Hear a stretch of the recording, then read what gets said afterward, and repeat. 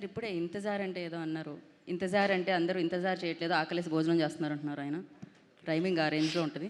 Lunch టైంను కూడా త్యాగం చేసి ఇప్పుడు అందరూ ఇక్కడ లోపల ఈ టీంకి చీర్ చేస్తున్న ఆడియన్స్ అందరికీ కూడా, స్నేహితులందరికీ, శ్రేయభిలాషులందరికీ కూడా నా కృతజ్ఞతలు. ఈ సెప్టెంబర్ నెలలో లిటిల్ హార్ట్స్ సినిమా బాగా ఆడుతుంది, మిరాయి సినిమా బాగా ఆడుతుంది, కిష్కిందపురి బాగా ఆడుతుంది. ఈ నెక్స్ట్ వీక్ బ్యూటీ వస్తుంది, నెక్స్ట్ వీక్ తుఫాన్ ఓజీ వస్తుంది. సో తెలుగు సినిమాకి మళ్ళీ థియేటర్కి జనం రావట్లేదు అనుకుంటుంటే అనే అపోహనే పటాపంచలు చేస్తూ థియేటర్లు అన్నీ హౌస్ఫుల్ అవుతున్నాయి. దీనికి కారణం ప్రతి సినిమాకి రెండు కారణాలండి. ప్రతి సినిమాకి ఒక టార్గెట్ ఆడియన్స్ ఉన్నారు, కంటెంట్ ఉంది. రెండోది సాధారణ టికెట్ రేట్లు. మామూలు టికెట్ రేట్లు పెడితే అందరు ఆడియన్స్ వచ్చి సినిమాలు చూస్తాకి ఉత్సాహం చూపిస్తున్నారు. ఇది ఇండస్ట్రీ పెద్దలందరూ గమనించవలసిందిగా ప్రార్థన.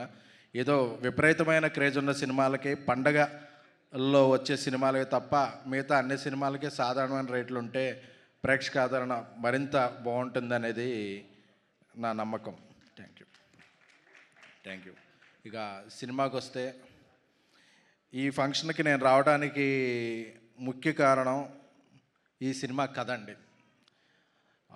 జర్నలిస్ట్గానే కెరీర్ స్టార్ట్ చేసి కథకుడిగా మారిన సుబ్బు గారు, ఆయన మా అందరికీ ఒక గ్రూప్ ఉండేదండి. ఎప్పుడు ఆ గ్రూప్లో మంచి ఎంటర్టైన్మెంట్ బిట్స్ పెట్టేవాళ్ళు ఆయన.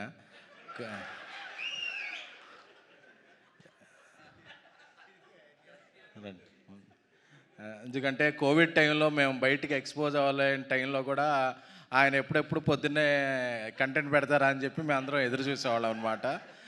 ఆయన తెలుగు, తమిళ, పాశ్చాత్య దేశాల అన్ని దేశాల ఎంటర్టైన్మెంట్ కంటెంట్ ఆయన దగ్గర ఒక కలెక్షన్ ఉండేది.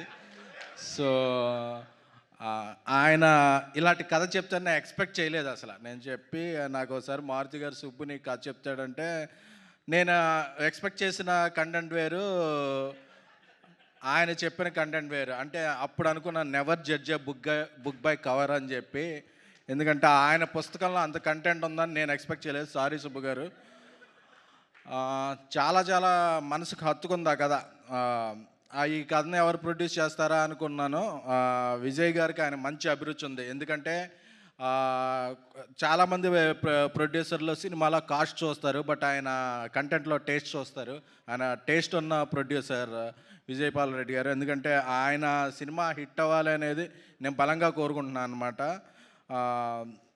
ఈ సినిమాలో అందుకే కొంచెం రివీల్ చేస్తాను, ఎందుకంటే ట్రైలర్లో కొంచెం రివీల్ చేశారు. నిన్న యువ సామ్రాట్ నాగచైతన్య గారు ట్రైలర్ రిలీజ్ చేశారు.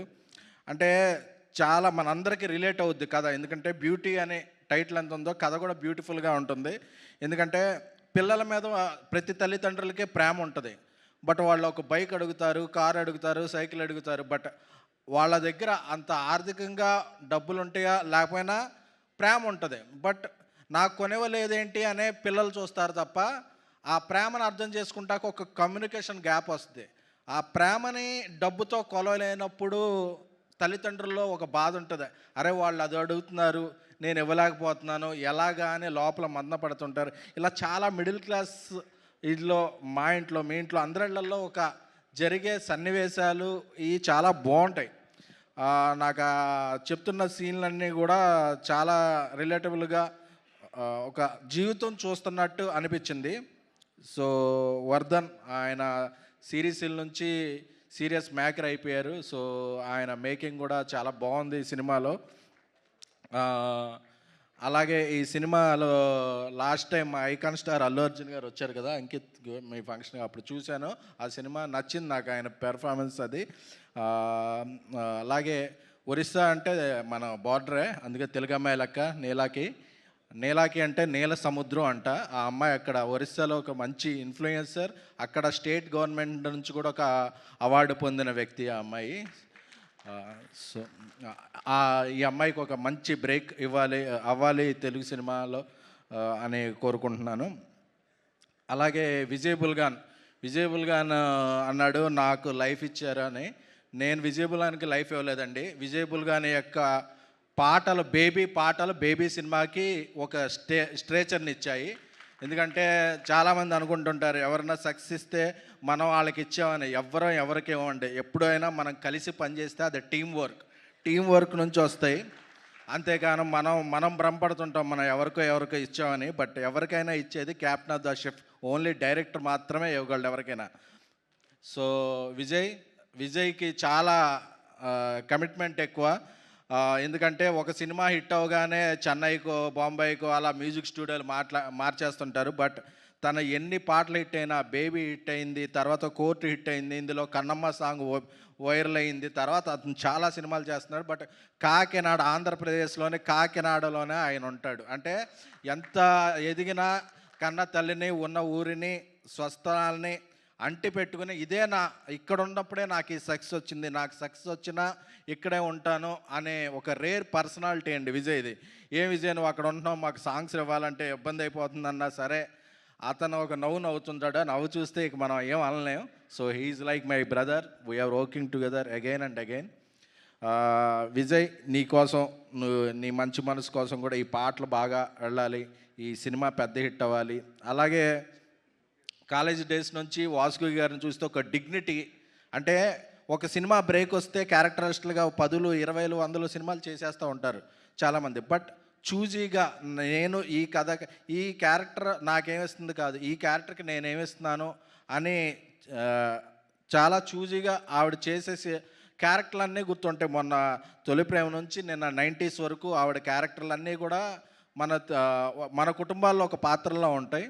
సో బ్యూటీలో కూడా ఆవిడ పాత్ర ఇప్పుడే చూస్తున్నాం కదా, ఆవిడలో ఒక ఎమోషన్ వచ్చేస్తుంది. పిల్లలు కట్టుదాడితే మదర్స్ అంటే ఒక రియల్ మదర్ ఫీలింగ్ చూపిస్తున్నారు. Congratulations and all the best Vasuki గారు. అలాగే నిమ్మకాయల ప్రసాద్ గారు, చాలా రోజుల నుంచి ఆయన పేరులో నిమ్మకాయ కానీ ఆయన మనసు పనసకాయలా ఉంటుంది. సో ఎందుకంటే చాలా నేషనల్ అండ్ ఇంటర్నేషనల్ ఓటీటీ సంస్థలో చేయలేని పని ఏంటంటే అక్కడ లోకల్లో తెలుగులో ఉండి ప్రొడక్షన్ చేయటం. బట్ ఆయన దగ్గర నుంచి ఆయన ఉన్నప్పుడు ఎన్నో మంచి సినిమాలు వచ్చినాయి. ఎందుకంటే Telugu cinema నేటివిటీని, Telugu cinema స్టాండర్డ్ని, Telugu cinema కల్చర్ని అర్థం చేసుకుని ఆయన ఉన్నారు కాబట్టి ఒక సంస్థ నుంచి అన్ని సినిమాలు వచ్చినాయి. ఆయన వ్యక్తిగత అభిరుచి కూడా, కథల జడ్జిమెంట్ చాలా బాగుంటుంది. అలాగే ఇక్కడికి వచ్చిన దివ్య గారికి అందరికీ కూడా, నరేష్ గారు మా బలిబల మగాడు నుంచి ఆయనతో ఒక సాన్నిధ్యం ఉంటుంది. ఎందుకంటే ఆయన ఒక వాటర్ లాంటి వాళ్ళు. ఒక పెద్ద జగ్గులో వేస్తే జగ్గు అంతా విశ్వరూపం అయిపోద్ది. అదే ఒక చిన్న గ్లాసులో వేస్తే గ్లాసులు, అలాగా ఆయన వాటర్ని మనం ఎంత పెద్ద పాత్రలో వేస్తే మనకు అంత పెద్దగా కనిపిస్తారు. సో ఈయనకి ఒక గంగాళం లాంటి పాత్ర ఈ సినిమాలో బ్యూటీలో ఉన్న తండ్రి రోలు. సో ఈయన రూపం అంత కనిపిస్తుంది ఆయన క్యారెక్టర్. ఎందుకంటే ఆయన క్యారెక్టర్లో ఆయన వ్యవహరించిన తీరు ఈ సినిమాకి చాలా హెల్ప్ అవడంతో పాటు ఆయన ఫిల్మోగ్రఫీలో ఒక మంచి సినిమాగా ఇది నిలబడుద్ది. అలాగే ఇక ఈ సినిమాకి పనిచేసిన నెక్స్ట్ అసిస్టెంట్ డైరెక్టర్, నెక్స్ట్ సినిమాకి అసోసియేట్ డైరెక్టర్ అవ్వాలి, ఆ నెక్స్ట్ సినిమాకి కో డైరెక్టర్ అవ్వాలని చూసుకునే ఈ డైరెక్టర్స్ చాలామంది ఉంటారు. బట్ నా సినిమా అసిస్టెంట్ డైరెక్టర్ నెక్స్ట్ సినిమాతో డైరెక్టర్ అయిపోవాలి అని చూసుకునే వెరీ వెరీ వెరీ రేర్ పీపుల్లో నాకు తెలిసిన ఒకళ్ళు మారుతి గారు, ఇంకొకళ్ళు సుకుమార్ గారు. ఎందుకంటే నా సినిమాకి క్లాప్ కొట్టే క్లాప్ బోర్డు బాయ్ కూడా నెక్స్ట్ సినిమా ఆడియన్స్ చేత క్లాప్స్ కొట్టించుకుని ఒక డైరెక్టర్ అవ్వాలి, అతనికి నేను డబ్బులు పెడతాను, నేను కథిస్తాను, నేను దాన్ని సూపర్వైజ్ చేస్తాను అని ఆయన ఎన్నో సినిమాలు ఆయన టైంని, మనీని, ఎఫర్ట్స్ని కూడా పణంగా పెట్టి ఒకటి కాదు, ఇద్దరు కాదు, 10 మందికి పైగా, అంటే అందులో టాలెంట్ ఉన్నవాళ్ళు ఒక రేంజ్కి వెళ్తారు, మిడ్ రేంజ్ ఉన్నవాళ్ళు బట్ అవకాశం అనేది ఇవ్వటం అనేది ఆయన ఎవ్వరూ కూడా ఆయన అడగక్కర్లేదు. ఆయన దగ్గరికి డైరెక్షన్ డిపార్ట్మెంట్ జాయిన్ అవుతున్నానంటేనే అతను 2-3 కథలతో ఈయన నన్ను డైరెక్షన్ చేస్తాడు అనే ఒక నమ్మకంతో చేస్తారు. ఎందుకంటే ఇది చాలా చాలా రేర్. ఎందుకంటే నేను అడిగాను ఒకసారి, డార్లింగ్ ఇప్పుడు ఇందులో కొన్నిసార్లు నీకు డబ్బులు పోతున్నాయి, ఒకసారి నీకు ఎఫర్ట్స్ పెట్టాలి, నీ టైం అదే టైంలో నువ్వు ఇంకో సినిమా చేసుకోవచ్చు ఇది అన్న. అంటే అన్నాడు, నాకు ఈ రోజుల్లో నేను స్క్రిప్ట్ పట్టుకుని తిరిగినప్పుడు నాకు అవకాశం ఇవ్వడానికి చాలా చాలా రోజులు పట్టింది అందరూ. సో నేను ఈ రోజుల్లోకి నాకు ఇలా ఎవరన్నా దొరికింటే, ముందే ఎవరన్నా దొరికింటే ఒక 5 ఏళ్ళ ముందే డైరెక్టర్ అయ్యేవాడిని. సో టాలెంట్ ఉన్నవాళ్ళు ఎవరో కూడా అలాగ 5 ఏళ్ళు 10 ఏళ్ళు వెయిట్ చేయకూడదు. ఇక్కడ టైం అనేది చాలా ప్రెషస్ అని ఆయన కాదు, ఆ ఇండస్ట్రీలో టాలెంట్ ఉన్న వాళ్ళ టైంను కూడా డైరెక్టర్ సాబ్ ఒక పాన్ ఇండియా సినిమా రాజా సాబ్ తీసి జనవరిలో సంచలనాలు సృష్టించబోతున్నారు. ఎందుకంటే ఆ సినిమా కంటెంట్ ఏంటో నాకు తెలుసు, ఎలా ఉంటుందో నాకు తెలుసు, సీన్ నాకు తెలుసు. కాబట్టి ఎప్పుడు ఆ టాపిక్ వచ్చినా ఆయన నెక్స్ట్ ఏం చెబుతున్నాడో చాలా ఎగ్జైట్మెంట్ వచ్చేస్తాయి. ఎందుకంటే అలాంటి మంచి మనుషులకి అలాంటి మంచి ప్రాజెక్టులు అటాచ్ అవుతాయి. సో అందరికీ కూడా ఈ సినిమా బ్యూటీ ఈ 19th రిలీజ్ అవుతుంది, సెప్టెంబర్ 19th. ఈ ఉత్సాహం ఊపుతో ఇలాగే కొనసాగిస్తూ 18వ తారీఖున పెయిడ్ ప్రీమియర్లు వేస్తున్నారు. అలాగే ఈ సినిమా ఇంత మంచి కంటెంట్ నేను నాకు కథ విన్నాను కాబట్టి, అలాగే విజయపాల్ గారు నా ఇది కూడా తెలుసు కాబట్టి, ఈ ఆర్టిస్టులందరికీ అంకిత్, నీలా వీళ్ళందరికీ కూడా సపోర్ట్గా 18th నా తరపు నుంచి AAAలో ఒక స్క్రీన్ మొత్తం ఫ్రీగా చూడొచ్చండి ఆడియన్స్. సో అమ్మాయిలు అందరూ కూడా మీ బాయ్ ఫ్రెండ్తో రండి, మీ ఫాదర్తో రండి, మీ బ్రదర్తో రండి, మీ ఫ్యామిలీ మెంబర్తో రండి, ఎవరితో అన్నా ఒక అమ్మాయి ఎవరు వాళ్ళ ఫ్యామిలీతో ఎవరు వచ్చినా ఆ టికెట్లన్నీ ఫ్రీ. అది అమీర్పేట AAA థియేటర్, మంచి ప్రొజెక్షన్ ఉంటుంది. ఆ థియేటర్లో అందరికీ కూడా ఒకరోజు ముందుగానే ఈ సినిమాకి రూపాయి కూడా ఖర్చు పెట్టకుండా వచ్చి హ్యాపీగా అమ్మాయిలందరూ కూడా మీ కుటుంబ సభ్యులతో అందరూ ఉచితంగా సినిమా చూసి ఈ సినిమాని ఒక ఇన్స్టాగ్రామ్లో సోషల్ మీడియాలో ఒక పోస్ట్ పెట్టండి. ఎందుకంటే ఒక మేధావి యొక్క మౌనం ఈ దేశానికి ఎంత ప్రమాదకరమో, ఒక మంచి సినిమా రీచ్ వెళ్ళకపోతే కూడా ఇండస్ట్రీకి దానికి మించిన ప్రమాదకరం. అందుకే ఈ బ్యూటీ సినిమాని నేను ప్రమోట్ చేస్తున్నాను. నేను ఈ వారం రోజులు పోస్టులు పెడతాను, షోలు వేస్తాను. ఎందుకంటే ఈ సినిమాలు అంత ఉంది. నేను జర్నలిస్ట్ మిత్రులందరికీ కూడా మీ జర్నలిస్ట్గా మీలో ఒకటిగా చెప్తున్నాను, ఇది ఒక జర్నలిస్ట్ రాసిన కథ.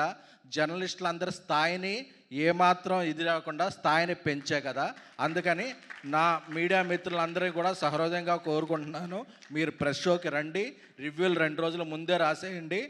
అందరూ కూడా మీ అందరం కూడా ఇది మీడియా కూడా తలెత్తుకునే cinema. Thank you very much. Thank you ఎస్కెన్ గారు, thank you so much. Me beautiful హార్ట్తో beauty సినిమాకి సపోర్ట్ చేస్తున్నందుకు థ్యాంక్ యూ సో మచ్.